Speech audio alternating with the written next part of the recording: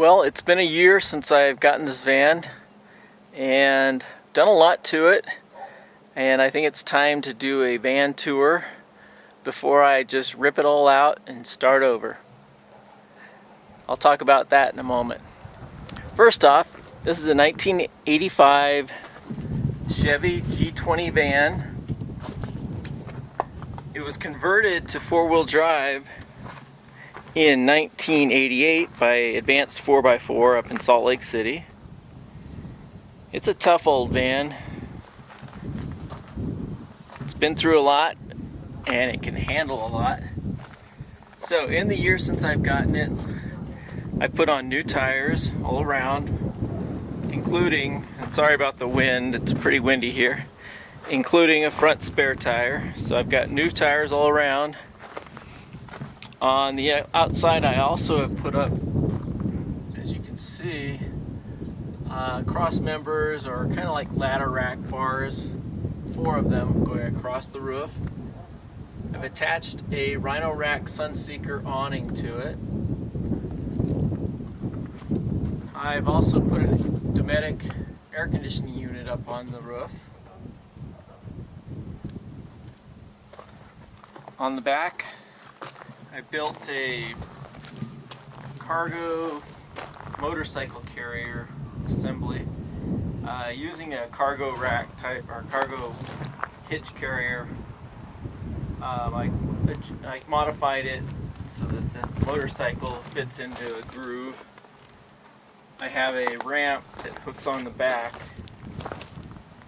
and then I just push the bike up on and fasten it down with tie downs and ratchets. I had to move the license plate back to the back of it since you could not see it when when the bike's on. I also put a pass-through type plug for shore power.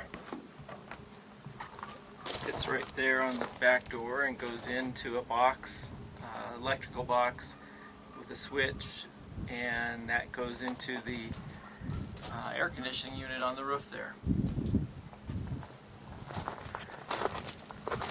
That is pretty much all I've done on the exterior. On the inside,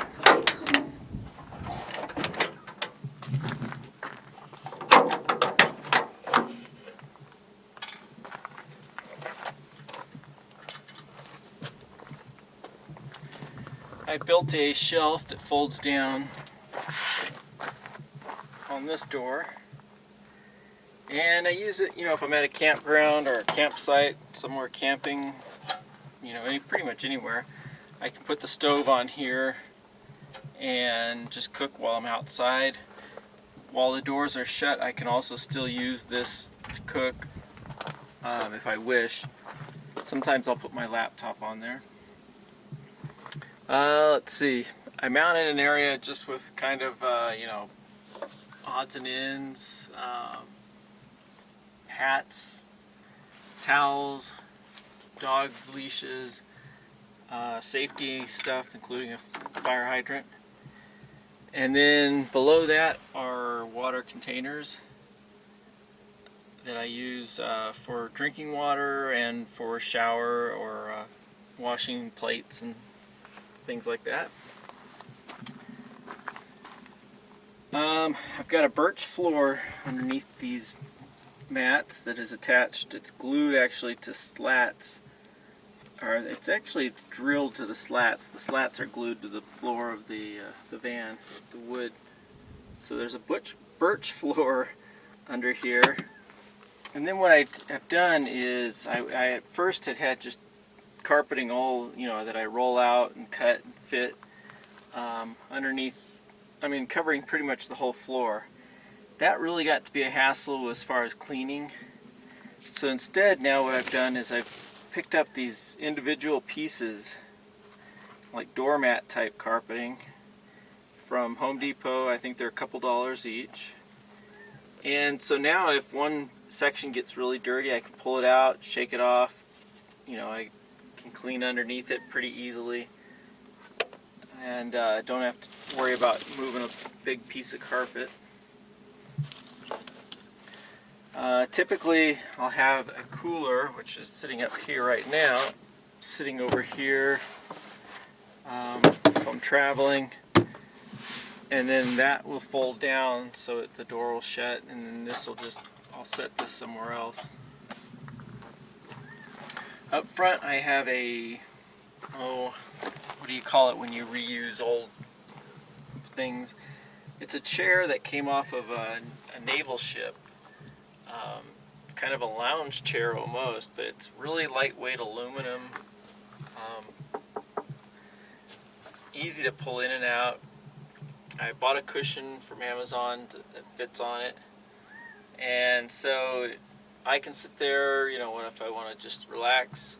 The dogs like to sit there while we're driving, and it's comfortable. It doesn't take up a whole lot of room. And then below that, I've got the dogs' food bowls and water. They're sitting in a tray that comes from IKEA. I think it's for use, you know, like when you have shoes, wet shoes, muddy shoes by the door, people put them in this tray. But it holds the dog food and water. If the water spills, then that tray catches it. In front of that, underneath the chair, is a lot of automotive supplies. And same on the side, there's some automotive supplies. In the front of the chair, there are tie downs, a cooler, leveling blocks, things that I use regularly that I can easily get to. And then behind the driver's seat is another repurposed or reused table that I put a birch floor or birch cover on, or a birch tabletop on, left over from other stuff from the floor, stuff like that. There I'll put camera equipment below it, tripods, there's a first aid kit, there's dog stuff on top of it, just miscellaneous things, maps, blackout curtains. These are a tan color instead of just the black. They just don't seem as obvious when I'm in a parking lot or some places. The blackout curtains. These are tan. They still do the same job as the black ones, and they slide across a cable, one of those plastic coated cables, and that covers the front. If I'm at a place like I spent the week in Flagstaff at a campground, then I have also a covering for the front windows that help insulate it and even add more I guess stealthiness, sort of. But usually I don't use them. These blackout curtains right here work great when they're shut. I do have blackout curtains on some of the windows. On some of the windows I also have these foam pieces that fit into the window, and when I'm driving or someplace I don't need them, they fold up and they fit above. See those up here? There's two of them that go on the door windows, but they all fit up there nice and snug, and that just is a good place to put them when I'm not using them. So I've got the bed, the memory foam mattress. Below it is a lot of storage, all the way up. Just lots of storage, tools. You know, pretty much. You know, I've got drills, stuff like that. Most everything I long-term storage I put underneath there. Not easy to access, and that's why I'm going to be making some changes. Let's see. Inside, I've been using a lot of these nets on the sides. I just put some eye bolts into the ceiling or hook them into the side of the van. They hold things like hats, some clothing, helmets. There's some LED light strips that go through them also that they hold, that I can plug in and light up the inside at night. This one holds a battery and just miscellaneous items. I can also hang things from these nets As you can see, the cup and the mat, or the hot pad. So I also put up here on this side where I do most cooking, one of those magnetic utensil holders. Nothing's ever fallen off, so they work great. Easy to access. If I'm cooking, I can reach in and grab whatever I need. This is kind of my kitchen area. Again, it was made out of some of the birch from the floor, and probably something that I will be changing. I think I'm going to move stuff back, move things around, make more room. But it holds on top, you know, a basin for washing dishes. That box just has miscellaneous like water and food that I might pick up. That other basin has a lot of cooking spices, coffee, things like that. Down below, there's another box that's got kind of a junk drawer right now. That Ziploc box right there, which seals up nice and snug so no dirt or anything goes inside, has all my cooking utensils, you know, pots and pans, knives, spoons, all that. And then next to it on the other side is napkins and paper towels. In the back there I've got some clothes hanging, some shirts. Then I've got a DeWalt vacuum that runs off either the rechargeable batteries, or if I'm plugged into shore power, I can just plug it into this and use it that way. It's a wet and dry vac. I really like it. It works well for cleaning. Below that, this container has a lot of food. Whenever I shop and buy stuff that doesn't need to be refrigerated, it can go in there. And then there's another container same size as this below it that has a lot of long-term like camping gear, water filtration, anything like that you know, I don't use very often, but it's good to have. That goes there. Down below the shelving next to the wheel well is just some shoes, chairs, a couple folding chairs, tripod. There's a little more water here that I just use a bungee cord to attach to the leg to keep it from moving around. Then back here is a big long storage container that carries a lot of, you know, like winter wear that I don't need during the summer, long-term stuff that I don't really use a whole lot is in that. And eventually I'm going to get some better storage containers that I can mount on the roof, on the racks, when I'm done building that rack. My clothing, which I need to find a better way to store and keep all my clothing. They're in a small suitcase with pants on top. That black cable back there goes down to the electrical box, which this cable actually goes up to the AC unit. The box goes out to the shore power hookup. On the back, I do have blackout curtains that are held up by magnets when I'm using them. When I'm driving, I of course take them all down so I can see out the back. Then on the ceiling, I do have the control unit for the nomadic AC unit. It's kind of almost right above where my head is on the bed, so it's easy to reach. At night I can turn it on and off depending on, you know, the temperature. I've got a Wi-Fi booster type antenna that I can hook into my laptop if I'm fairly close to like a McDonald's or Starbucks to get a better signal. The insulation is 2 layers. There's a thin, kind of a flexible material that's stuck to the ceiling, and then on top of that is this foam type material. There is a little bit of an air pocket between the two of them.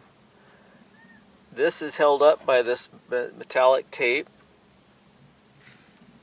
These sheets, they fit in between the ribs in the van, and they work great. It would be before, even with that thin layer of insulation in the summer heat, with the sun shining, you couldn't touch the roof.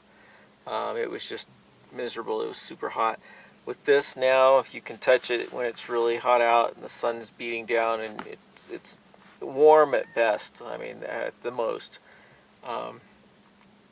So it really does a great job insulating. And these pieces of foam they're actually the same foam that I use on the windows. They've got a white side that's coated with a plastic.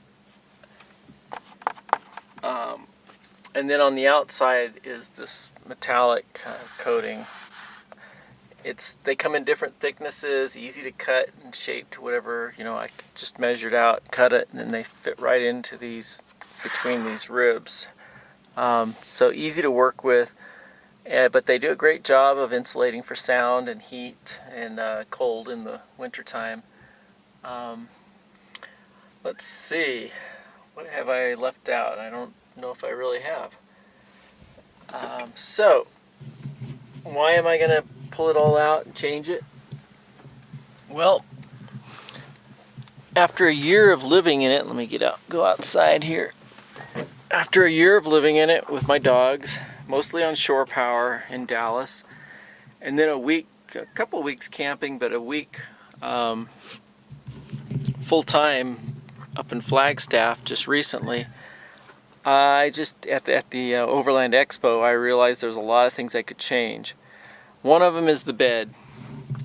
I am going to build a frame, probably out of square aluminum tubing, that the mattress will sit on, and it will be supported by, I'll probably have on the sides some sort of straps or cables that will go up to the ceiling, and more than likely it'll be straps kind of like you use on a bungee, or not a bungee, but to strap something down on like a motorcycle or cargo. And the whole bed and that frame that I build underneath it will be on a hinges along that wall, along that side. When I get rid of that big huge storage box in the back, I will move the bed completely back right up so it's just in front of that electrical box back there. That'll free up about a foot here between the seat and the bed, so I'll have more room here as well. But the reason I want to build this frame is what I've got now. One, it's pretty heavy, this big bed frame that I've got built here. It also is just really difficult to get to the items underneath there, especially things in the back. So if the bed is on a hinge with the straps on the side, I'll be able to lift the bed up, the whole thing up, and secure it with the straps so that it's up at an angle, and then I can get to whatever I want underneath. Also, if it's being supported by those straps on the sides and maybe a leg that folds down, I can eliminate a lot of this stuff, and a lot of this makes it hard to put stuff in and out because there's a narrower gap between here and here. So if I don't have this piece on the floor, then I can fit more things in there. I can slide more things in there. It just is going to free up more room, make it more accessible. I'll likely, using that aluminum tubing, also build a better shelving and kitchen area. And this will also, I'm going to push back also so that I'll have more room. And then where these water bottles are, I'll probably put a fridge, some sort of electric fridge, instead of using a cooler. So those are some of the things I'm going to do.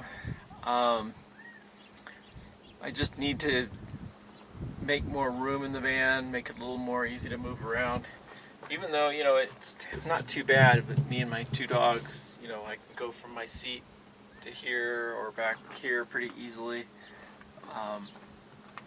Just gonna have to, I just want to make it a little more efficient and easy to access everything.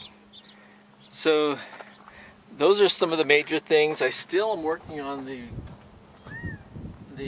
roof rack. I've got those cross members, and I'm going to build a platform that I can stand on. One area will probably be for solar panels. Another area will likely, on one of the sides where I can put a kayak or a canoe.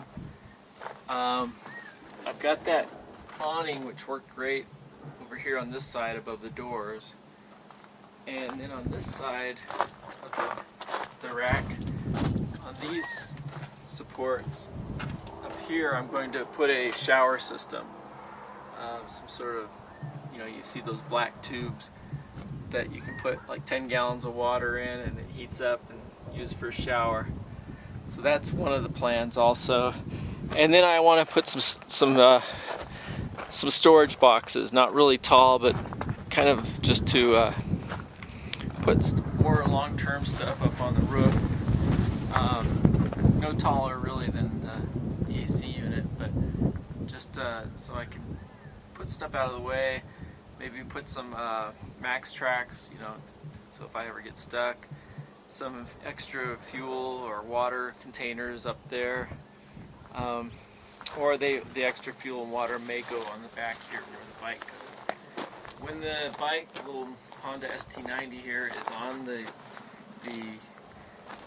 rack here, or the carrier right here, it fits up here on this end. In this section right here, the wheels go up here, so I still have all this area behind it that I can put maybe a generator, some storage, some either fuel or water, or kind of whatever else I need. Not too much. This thing I got at Harbor Freight. It's rated at 750 pounds, so I think it'll be able to hold whatever I put on it, but I still don't want to weigh it down too much. And then I'll put a ladder somewhere where I can get up onto the rack, up on the roof, and sit up there or do some photography or whatever I might feel like doing. I want to do some work on the motor, of course. Ideally, I'd have some sort of diesel in there instead of the Chevy 350, but that's a long-term project maybe. But this is it, and this is the way it is now. Next van tour I do, it'll look different. Hopefully it'll be a little nicer, and look forward to getting back out on the road. I'm back up in Prescott, where I actually, when I first got the van, I came and did some work on it. So I'm back here for a little bit of time to just kind of relax, get busy, make a little money, and do some work on the van and have fun putting around on my little motorcycle. Thanks, Ben. So I hope everybody out there is doing great, and look forward to following everybody's travels, and hopefully I'll be back out on the road soon. We have the technology. We will rebuild. We will make it stronger, faster, lighter, cooler. Well, there you have it. Tabula rasa. Blank slate. Just ready to rebuild.